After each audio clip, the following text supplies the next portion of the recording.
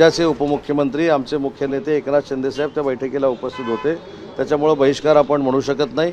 आणि जे गैरहजर होते त्यांच्या अडचणी मी तुम्हाला सांगितलेल्या आहेत, त्याच्यामुळे मला असं वाटतं की बहिष्काराचा विषयच येत नाही।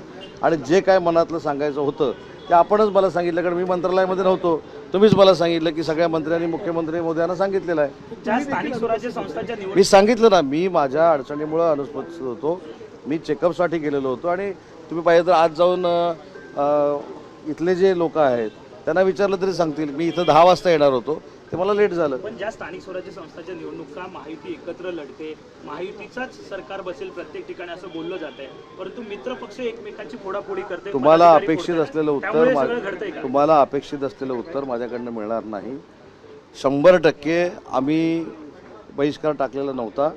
जी आमची काय भूमिका होती ती मुख्यमंत्री मोदयांकडे कदाचित मांडली असेल, पण तिथं काय घडलं हे शब्दांशब्द तुम्हाला कसा कळतो किंवा कळलेला चुकीचा कसा असू शकतो याची मी माहिती घेतो। अजून एक महत्त्वाची गोष्ट, गेल्या वेळी ज्यावेळी समन्वय समितीची बैठक झाली नव्हती त्यावेळेस सांगण्यात आलं होतं की बैठक आमची झाली, मात्र 18 तारखेला आम्ही या संदर्भात एक पीसी घेऊ। समन्वय समिती पत्रकार परिषद आज होणार होती। त्या पत्रकार परिषदेत वाच्यता अजून दिवस संपायचा आहे।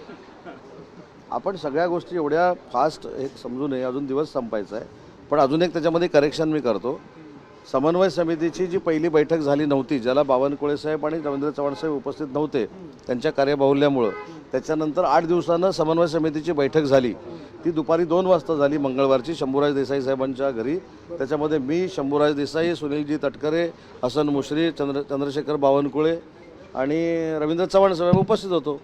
हे चुकीचं, जसं आम्ही विधानसभात सांगतो की चुकीचं रेकॉर्डवर राहू नये, तसं हे चुकीचं रेकॉर्डवर राहू नये।